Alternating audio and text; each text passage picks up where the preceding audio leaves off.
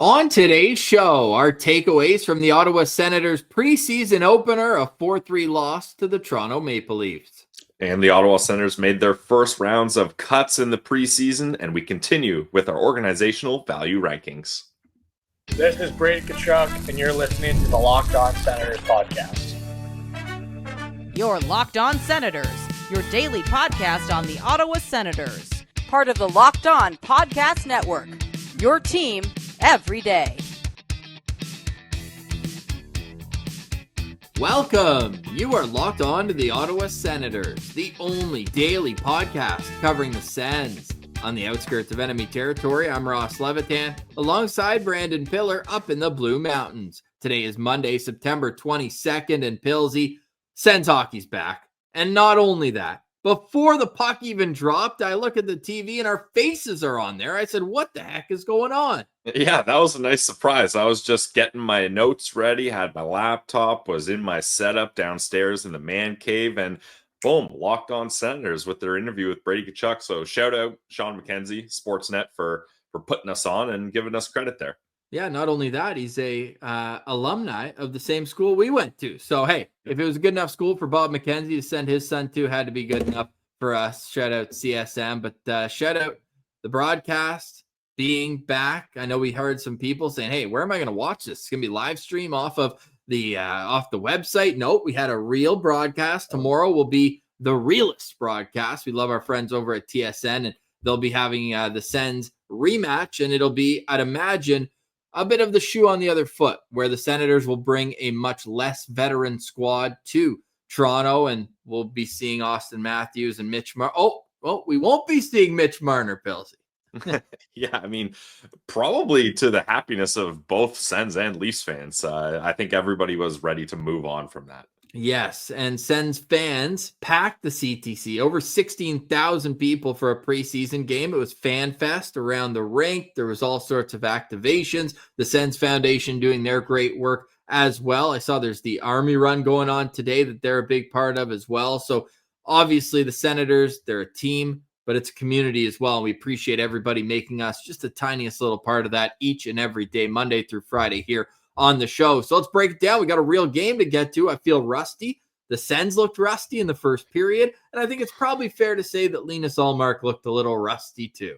Yeah, in his words, he is not up to his standard yet, Ross. As we know, the standard is the standard, and that was not the standard for an $8 million former Vezina winning goalie, allowing 3 goals on 8 shots in one period. And a bit of an interesting move, Ross. I don't know if you caught this, but Linus Ullmark didn't spend the rest of the game on the bench.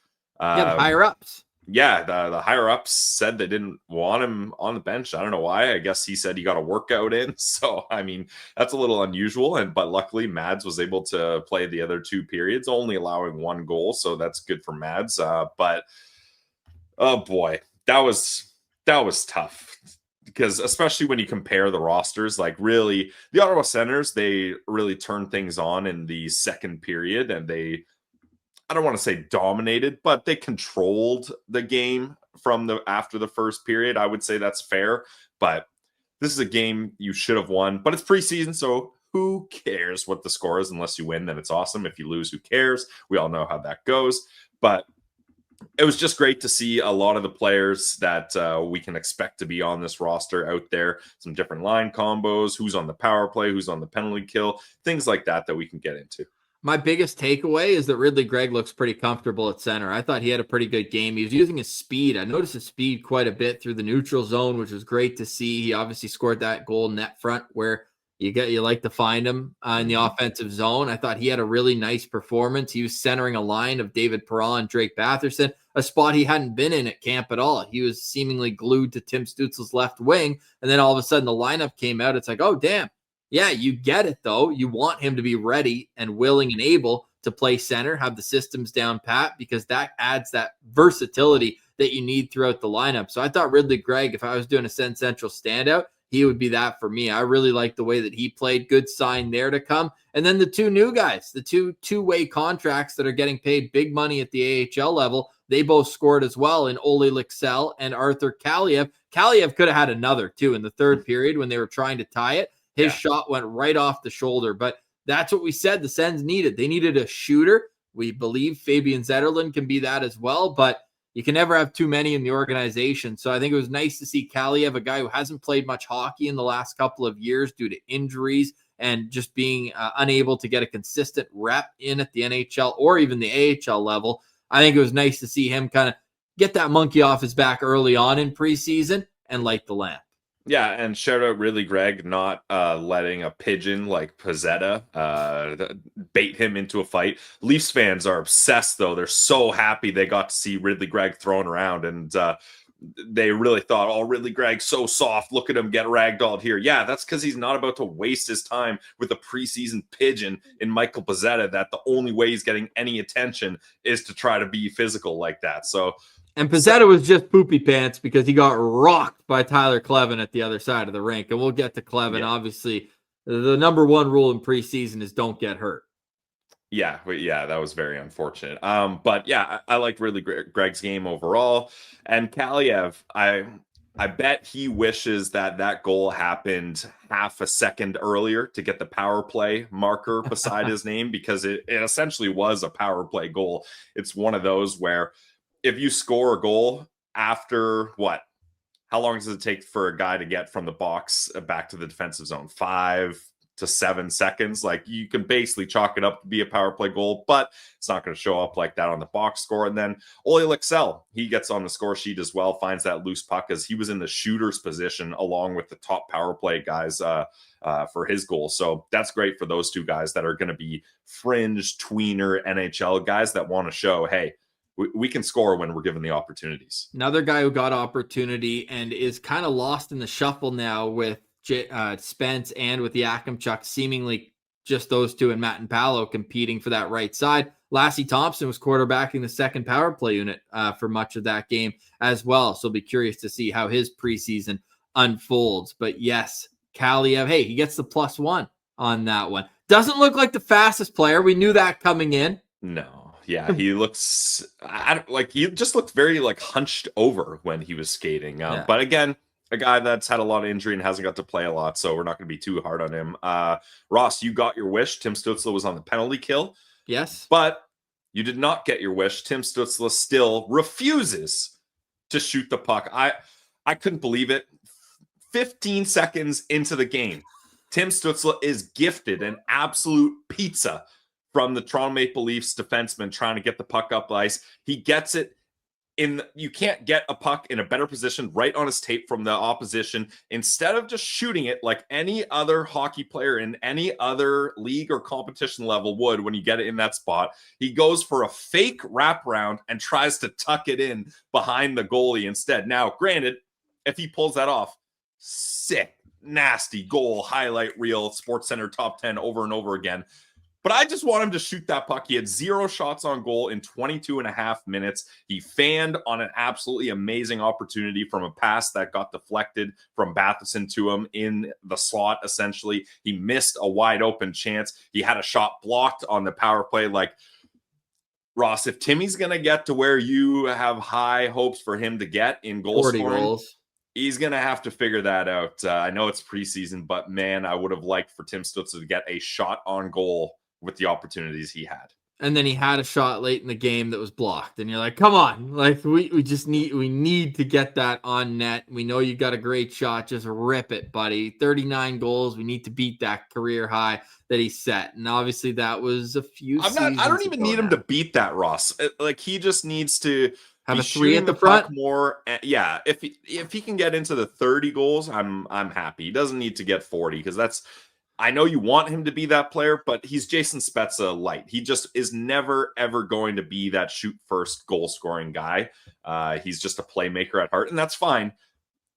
But you got to find ways to get a puck on net when you're given prime opportunities like that. Yeah, well, credit the Sens for battling back because it's 3-0 Toronto after the first period. Ottawa makes it 3-1, and then it's 4-1 in the blink of an eye, and we'll get to that goal in a moment as well. But then Ottawa from 4-1 makes it 4-2, then 4-3 with 15 minutes left. So they got some situational hockey under their belt too, where it's you're down a goal late in the middle of the third period. How are you going to press and look for that equalizer? The Senators did control play in that third period, out shooting the Leafs 14-5 and had some glorious opportunities, a couple net front scrambles. Ridley Greig just couldn't get his stick on it in the slot. The goalie lost his blocker and his stick on one play. They had to blow that dead in the final minute of the game. All in all, some things to build on, and the fans got to see the top players play. The top line of Tim Stützle, Brady Tkachuk, and Claude Giroux was together, and I think we all have to accept that that's going to be a thing until it isn't, because you'd think this would be the time to mix and match and try Fabian Zetterlund there or try the other options you have available to you. Not the case. They went with that classic top line.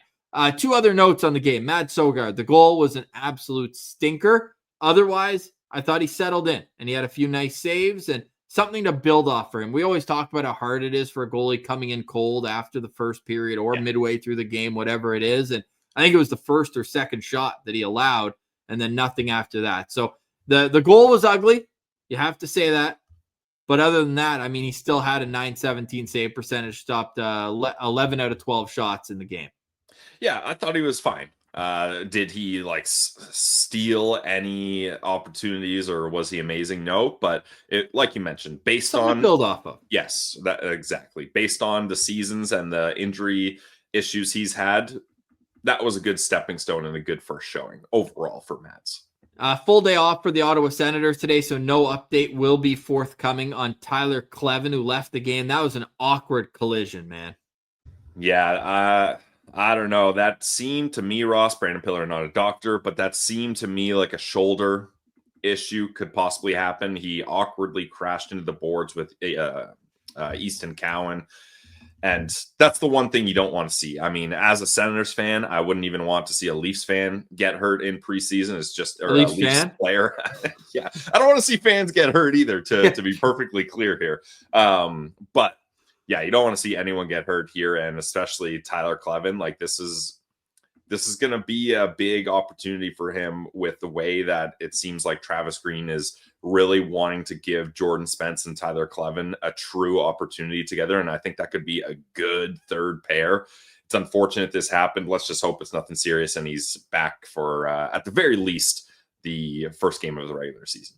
Kleven played 79 games last season and only got to play 13 minutes in this game. Pilsy, preseason, regular season, playoffs, doesn't matter. Thomas Chabot's going to play minutes. Obviously, had to pick up some of those extra ones with Kleven out for the second half of the game, but 25-43 for Thomas Chabot in his preseason debut. On the other side, we'll discuss Jordan Spence's first game as a member of the Ottawa Senators. We'll get to the first round of cuts that the Sens announced yesterday before the game, and then our organizational value rankings. The core tier continues. You're listening to Locked On Senators, your team every day.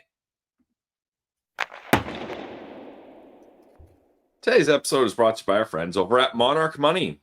Look, let's be honest. Most people can't name all their financial accounts or even what they're worth, whether it's your 401k, retirement savings, properties, or investments. And when you don't have the full picture, you can end up leaving money on the table. Don't do that. That's why there's Monarch Money.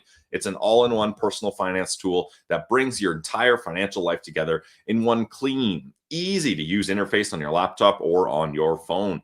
Monarch does the heavy lifting for you. You can link all your accounts in minutes, see clear data visuals, get smart categorization of your spending, and finally feel in control of your money without ever touching a spreadsheet. All of us have subscriptions that we forgot we're paying for. It happens. So link all your accounts to Monarch and immediately spot your subscriptions you aren't even using. Canceling those, it's an easy way to save money every month. And Monarch makes it simple to review your finances with your partner. You can both see budgets, goals, and spending all in one place. So in this economy, don't let financial opportunities slip through the cracks. Use code LOCKEDONNHL at monarchmoney.com in your browser for half off your first year. That's 50% off your first year at monarchmoney.com with code LOCKEDONNHL.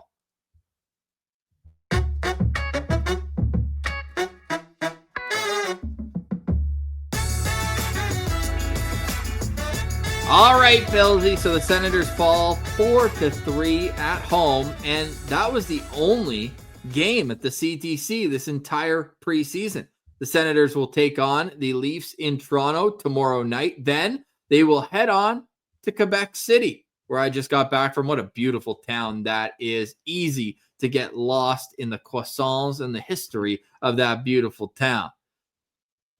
Then they'll play 2 games there. They'll play the Devils on Sunday afternoon and the Montreal Canadiens on Tuesday night. There is, for anyone going to Quebec City for those games, there will be an open practice on the Monday, the 29th. So stay tuned for details on that. Then, for some reason, the Senators next Thursday, October 2nd, will be playing a preseason game in St. Louis before wrapping up the preseason on October 4th in Montreal. The Sens will almost have a full week off until Thursday, October 9th, when the regular season begins in Tampa. So plenty more opportunities for these players to make their marks. 3 of them will not, but let's wrap up the game yesterday with Jordan Spence. We talked about the other debuts, Kaliev and Alexel, both scored a goal. Well, for Jordan Spence, it wasn't on the score sheet. He was a +1 in 20 minutes and 58 seconds, had 2 shots, 1 hit, but no points.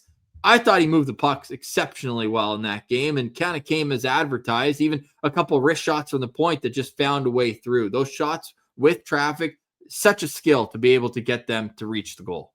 Yeah, I thought Spence had a good game overall. Unfortunately, which is funny coming off your last point, the only bad thing I noticed is he had 1 shot that hit a shin pad and led to a breakaway right away. Other than that, though. Yeah, other than that, it was good, and he seems like he comes as advertised, I think is the best way to describe it. He's able to move the puck. He looks smooth out there. He's not going to be your physical shutdown guy, but I think paired with Tyler Kleven, they can make a nice yin and yang duo there. So I'm excited for what Jordan Spence can bring to this team this year. And we'll see who he's paired with next game if Tyler Kleven is not ready to go. We'll wait until the Senators announce their lineup for tomorrow. You can find that on Twitter at Sens Central whenever they do. For Sunday's game, though, it was the morning of, so don't expect it. Previously, it used to come out the day before. Which players are going? Maybe because it's a road game, it will, but who knows? We'll get that information to you as soon as we get it. One thing we do know is that no players who will play junior this year are going to get an NHL game. The Senators announced yesterday pregame that forward Blake Vanek is being reassigned to the Wenatchee Wild in the WHL. And then the 2 big defensemen from Sweden, well, 1 Swede, 1 Finn, I should say. Eric Wallenius is going to make his CHL debut this season, coming over from Finland and playing with the Moncton Wildcats, who, by the way, should be one of the top teams in the Quebec League this season. And then Gabriel Eliasson has been reassigned to the Barrie Colts. He'll have his 2nd season down there. Are you at all surprised that none of these players are going to get a preseason game?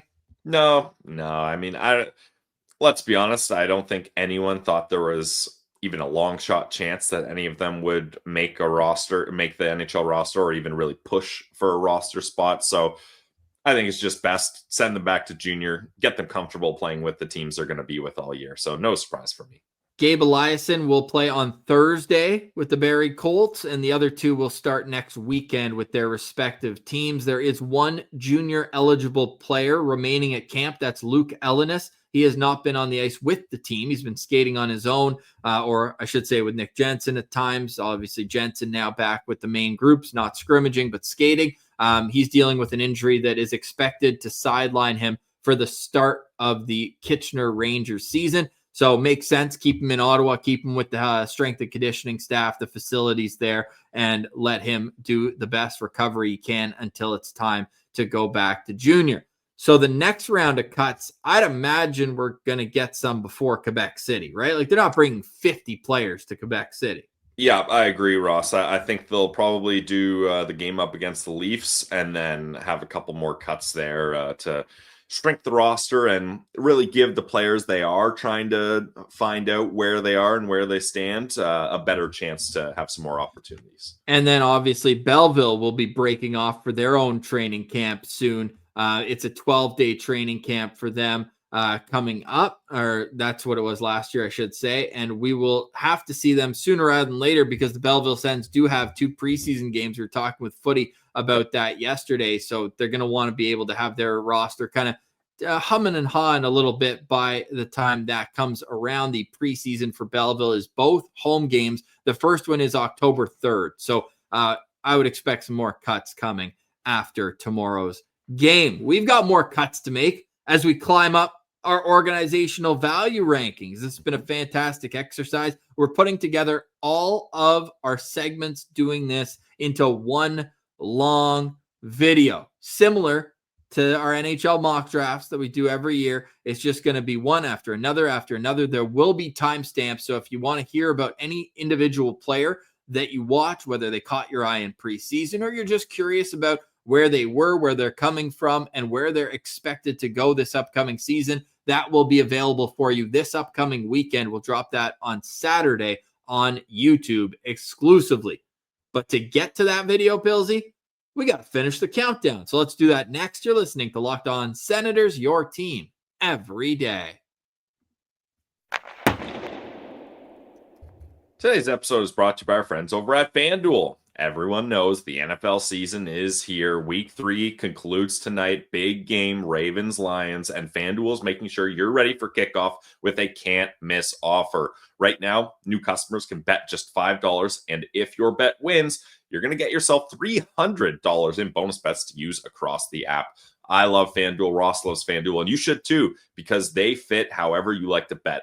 Player props, parlays, or even jumping in live as the action unfolds. It makes every game more exciting, whether you're watching your team or just keeping an eye on your fantasy lineup with injured quarterbacks, insane time expiring comebacks or field goals. You can always count on the NFL being exciting. So why not make it even more exciting with FanDuel on your Thursdays, Sundays, and Mondays? So are you ready to play? Download the FanDuel app now by visiting FanDuel.com to get started. That's FanDuel.com to place your first $5 bet.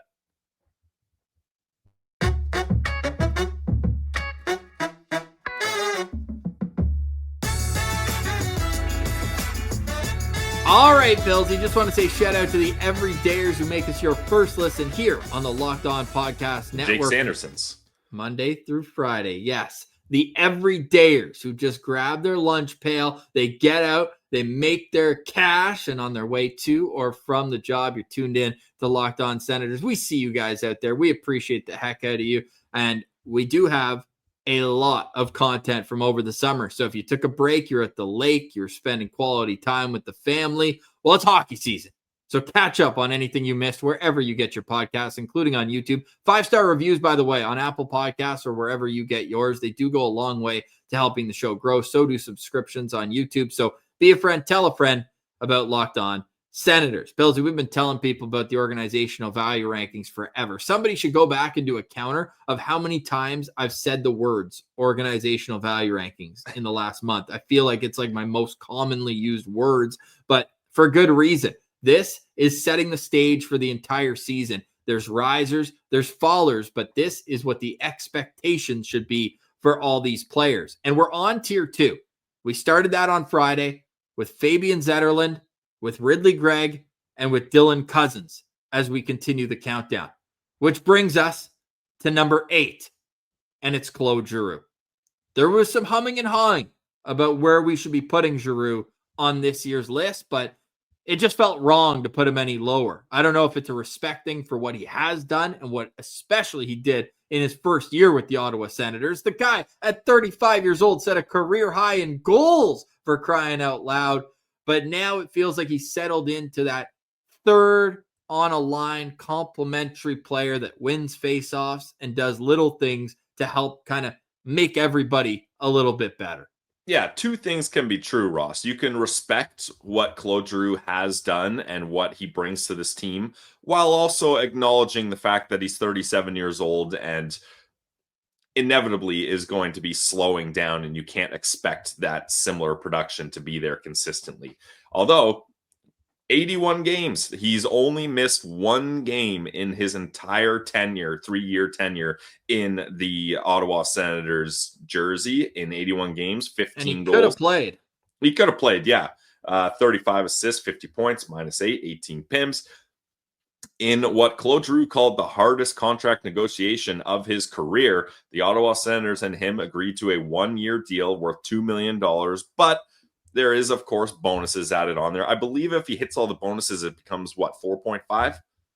Yeah, it does. Yeah, so like he could double his money, more than double his money with the bonuses. A bunch of them are easy ones he's going to tick off, and then the big ones are playoff related. Yeah, I got him right here. He gets $250,000 each for 20, 30, and 60 games. He gets $250,000 for playoffs, and if he plays 50 games, he has to play 50 games, and they have to make the playoffs. Then he gets $500,000 if the Senators win round 1. He gets $250,000 if they win round 2. Then it's back up to $500,000 for round 3, $500,000 for round 4. That is the Stanley Cup, and to qualify, the player must play in 50% of the playoff game. So I don't know how round 2 is worth less than the other rounds, but maybe that's part of the tough negotiation. But Pillsy, obviously it's going to be a tougher negotiation. In this guy's prime, he was probably making $2 million a month. Yeah, and I mean, it was probably pretty easy for the Philadelphia Flyers to bring back their longest serving captain and make that an easy deal for sure. So, and look, it was a little nerve-wracking because when did he sign? Was it 2 days before free agency? Yeah, I was at the zoo. I thought it was going to be a quiet day. I was at the zoo. Classic. Where were you moment right there? The polar bear exhibit, actually. Nice. Oh, yes. I do remember that, actually. Yeah, the polar bear helped me announce the news. Good. That's what they do. But it's like, you got to respect that the Ottawa Senators made this difficult. And I think it's a sign that they wanted to show Claude Giroux the respect that, hey, we value you and we want you here. But at the same time, we can't just be like, oh, you know what? We respect you so much. Whatever you want, here's a blank check, sign it, and we'll move on. Because they have to grind contracts because they're close to the cap and they're not just comfortable or satisfied with just being a team that makes the playoffs and gets bounced. They need to make every dollar count, and they have plans for what they want this roster to do. So I think it's a fair contract overall. I think Claude Giroux obviously agreed that this is a contract that can work and make sense for him, especially in the climate that we're in today. A lot of these veteran guys, the bonus heavy deals are common practice nowadays.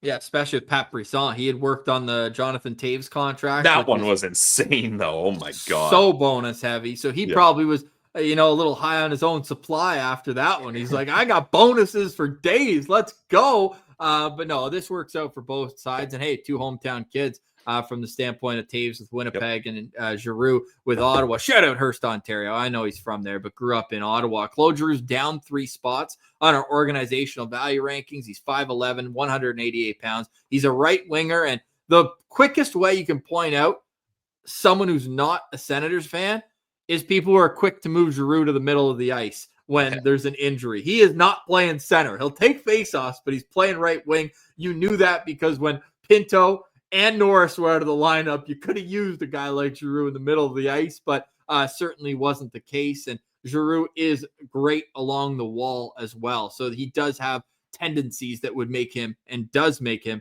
a very good winger. Also, nobody's going to work harder than him. You hear his teammates talk about his work ethic and the game face that he's got 364 days a year. I'm giving him Christmas off. But when he does come to the rink, he sets the standard, which is the standard for this entire team. So there's a reason he wears a letter. He's never played a game with the Ottawa Senators without a letter on his jersey, and that's going to continue until the day that he hangs them up. And in Claude Giroux's mind, this is not an Anze Kopitar situation. Hey, I'm going to do one more tour of duty, and that's going to be it for me. This guy wants to play until he can't play no more. Makes sense. He's got young kids that love the game and can understand, hey, how cool is it that dad's playing in the show? And he wants to show them that he's still got the goal scoring ability, which obviously took a huge step back. He was at 15. I'm not going to say 20 goals, but I think if he could beat last year's 15, it'll set himself up for a real nice season. I'd like a nice 15 to 17 goals and let's say 38 to 42 assists. Okay, I think he can beat 50 points. So just a slight uptick on what he did last season. Exactly. How many matinees the Sens have this year?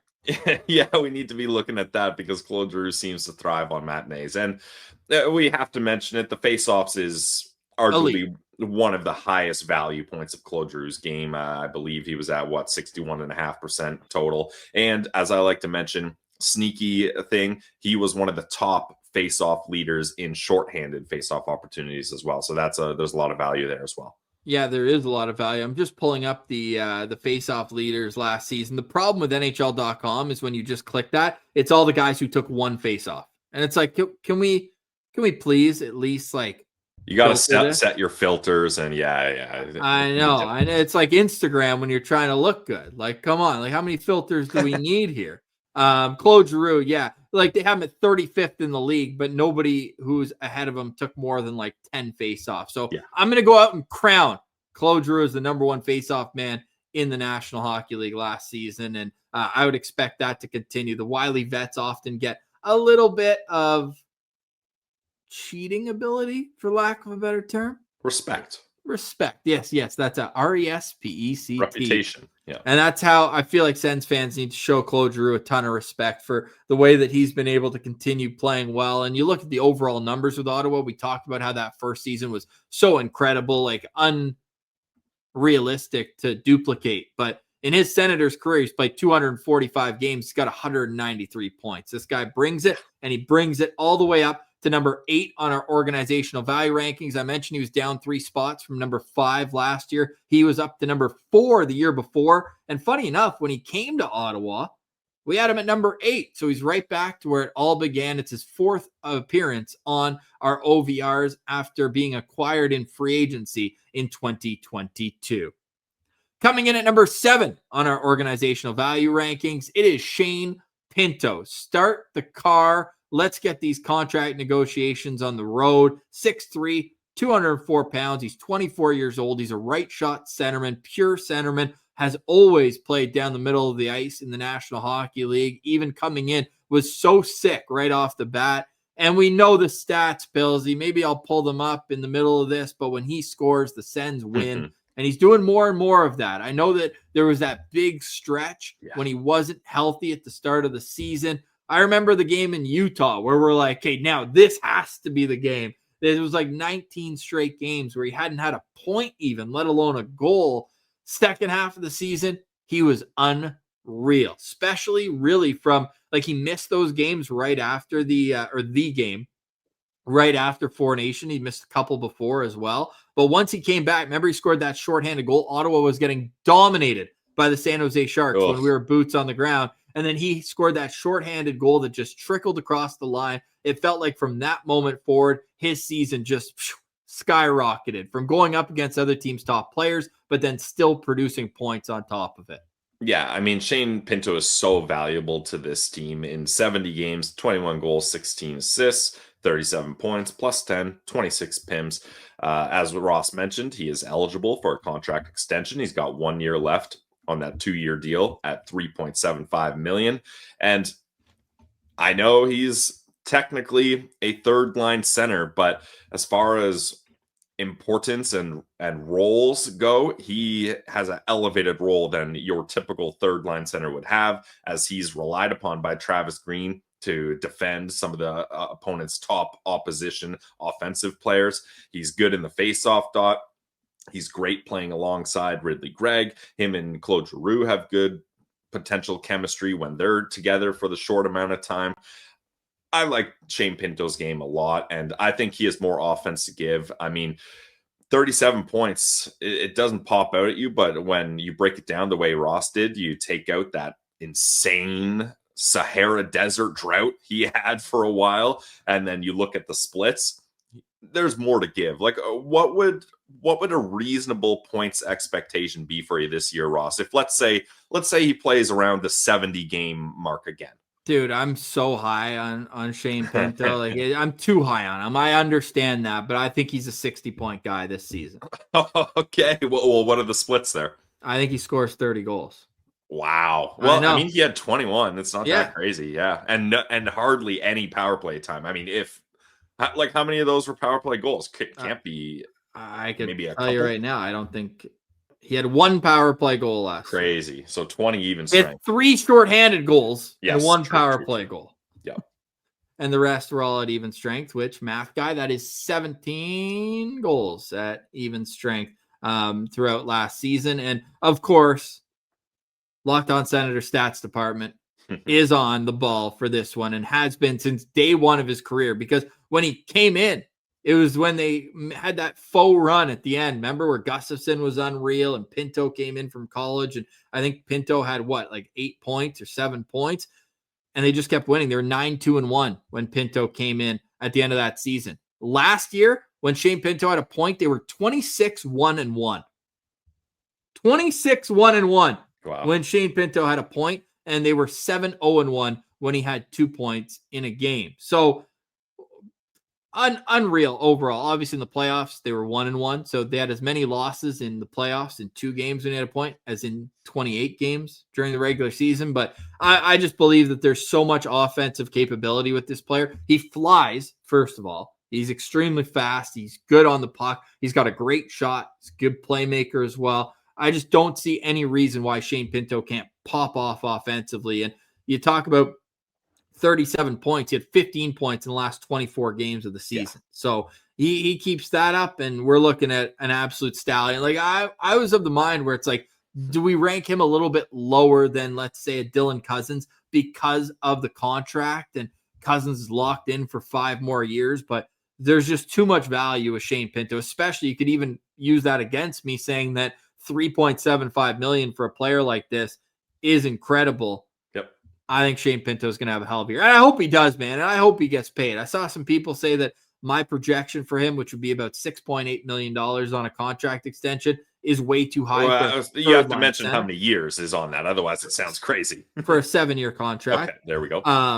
I would go up as 7 times 7. I think he's that valuable, and the cap going up. It's all about percentages of the cap. And obviously, Staios didn't sign the Cousins contract, but Pinto's camp is going to look at that and say, look how valuable my player is to your organization. So there's a reason why he moved up 1 spot from number 8 to number 7 on our OVRs this year. And this is just the beginning for Shane Pinto, who we didn't even mention yet, Billsy, how unavailable he was. Obviously, the BS suspension last year, missed 41 games, played all 82 the year before that, but before he had 12 games played with coming out of college, and then only 5 games when he had the shoulder surgery. So it feels like even though he's 24 years old, he's really just going in to his 3rd full season in the NHL. So that to me just means there's even more room for growth. Yeah, and I often find myself forgetting about the shoulder injury woes that Shane Pinto has had. So like he's kind of moved past that for me in my mind.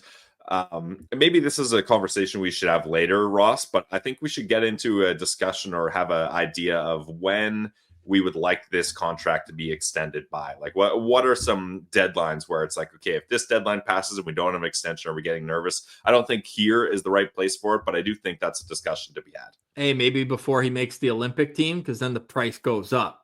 No, obviously, jokes aside, just great that he was invited to that orientation camp. But Shane Pinto at number 7 on our OVRs. He's up from number 8 previously. He was at 10, 9, 9, and he opened at number 13 way back in 2020. Shane Pinto, the 32nd overall pick, which would now be a first rounder, but he was the first pick in the 2019 draft's 2nd round. Coming in at number 6, a player who was once the number 1 player, 2-time number 1 player on our organizational value rankings. It's Thomas Chabot. Hell of a season for Thomas Chabot. Probably overall the best season of his NHL career. A plus 18. The first time in his career he's a plus player. And the fact that he played 80 games, Pillsy, is probably my favorite part of that. He had been so snake bitten with health issues. It felt like he was always hovering around that 50, 60 game mark, missing 20 games here or there. Not anymore, and we hope that continues, because when Thomas Chabot has a stable partner and is out there each and every night, he's a hell of a player, man. And I feel like there was a narrative that kind of got around him that maybe he was overpaid, or maybe it was this, maybe it was that. This guy is extremely valuable to the Ottawa Senators. And Ross, more importantly, he was able to be healthy at the end of the season, right? Because that was the issue. And to know, I'm not trying to put blame on Thomas Chabot for this, but the consistent trend was him getting injured at the end of the year when the Ottawa Senators were hoping to make a push for meaningful games. Now that's a low bar to set, but let's be honest, that's where the organization was, and he wasn't available for those times. So it was great he was available for this. He was able to get to the playoffs where, I mean, 4 points in 6 games is pretty decent for a defenseman. And I think, like you mentioned, this was arguably the best season of his entire career. Partly because they finally found a partner in Nick Jensen that really complemented and elevated his game. He cleaned things up defensively. He looked a lot better in the offensive zone. I think there was a lot of Sens fans that got used to Thomas Chabot slowing things down too much in the O-zone, especially on the power play, when really he should be keeping the pace of the play going, or a lot of shooting pucks into shin pads instead of finding ways to get them through. So a great year for Thomas Chabot, and he's been a good soldier for this organization, the longest standing player in this organization that's left right now. So I got nothing but good things to say about Thomas Chabot right now. I'm hoping that Nick Jensen can be healthy sooner rather than later, although I want to say I don't want them to rush Nick Jensen back. I want him playing when he is healthy, because those two worked really well together, and I think Thomas Chabot would also like to see Jensen back. Yeah, I would agree with that. Stop me if you think this is off base a little bit, but I think that the best thing to ever happen to Thomas Chabot was Jake Sanderson. Agreed. I've been saying that for years, is he just had too much weight and responsibility put on his shoulders, and it was more than he could bear and more than almost any other defenseman in the league could bear. He's playing 25 plus minutes a night with an anchor partner defensively. He was just getting absolutely gassed and caved in his own defensive zone with not a lot of help offensively from the players that were on this roster for most of his time here. So definitely I would agree with that, Ross. The first game Thomas Chabot ever played for the Ottawa Senators. Now, the caveat is this was the only game he played that year and then got sent back to junior. But you know who else was on the ice in that lineup? Chris Neal and Chris Kelly. Yeah, wow. That's how long Thomas Chabot has been a member of the Ottawa Senators, and he began our organizational value rankings at number 1 in 2020. This was right after the draft, but he was the only guy who was signed long-term. We hadn't seen the other players. And then the next year, Brady was in his contract holdout. So that was our way of saying, hey, Brady, we got to get you signed before we can pump you up to number 1. And then he fell to number 3, then 5, then 7. He was going the wrong way, but now he's up 1 spot back to number 6. And if he replicates the exact same season that he had last year, we're in for another great season for Thomas Chabot. So love that. Longest serving Senator from the 2015 draft, 18th overall. Just a glue guy too. You talk to any of the players, you talk to anybody around the team, this guy, especially during those poor seasons, you need guys that can still find a way to put a smile on their face, make everybody else feel good coming to the rink. And there's another, just like we said with Giroux, there's a reason why Thomas Chabot has a letter on his jersey, and a huge part of this team. So Thomas Chabot comes in at number 6 on our organizational value ranking. So the countdown continues. We're still in the core tier for the Ottawa Senators. So we are adding Claude Giroux at number 8. We are adding Shane Pinto at number 7 and Thomas Chabot at number 6. Just 2 more in that tier. We're into the top 5 now, Pilsy. This is the real deal. And I like how our list is shaping up here. We spent a decent, I would say, amount of time on it throughout the summer. So we're looking forward to the top 5. We're looking forward to any sort of feedback or whether or not you agree or disagree with our list. Let us know in the comments how you feel about the organizational value rankings. Do you think that many people could guess the order of our top 5 before it's unveiled? Like, do you think it's obvious from here on out? I mean, I think the players left are obvious. Now, the order, I could see people switching up. But again, I've said this, I think, and it applies to the top 5 just as much as the top 3. You could place these in, well, no, I shouldn't say that. Because if you placed players 5 and 4 into the top 3, I would have an issue with that. But the order is interchangeable for the most part. From each tier. Yes. As tier 1 is the franchise talent tier, and the core tier will continue on Tuesdays, Locked On Senators, as we are fired up to bring this to you. And then once this concludes, we'll get back into interviews with players and people around the organization. And we look forward to getting to the top of our value rankings. Thank you so much to everybody who likes, watches, listens, and engages with the show throughout the organizational value rankings and each and every day here on the Locked On Podcast Network. Pillsy, any final thoughts on today's show? Yes, I do have a final thought. For the Fan Fest, the Ottawa Senators displayed their third alternate jersey. This is the 6th unveiling of it? Yes, but it looked better this time than their original unveiling. I don't know, maybe they just used a better camera to take the picture. I don't know. And people that were there seemed to be like, oh man, this is looking better. And if you're in the camp that is either you like it or love it, they're now available for pre-sale on the Ottawa Senators website. So if you want to get yours, go ahead and wear it. And I also wanted a quick discussion, Ross, and I think I know your answer, but generally, is this the kind of thing you would only wear that jersey to the game when the Sens are playing it? Or is it just, hey, I'm rocking my new jersey, doesn't matter if they're wearing it? No, I think I know you're a matching jersey guy. I know that that's a thing for you.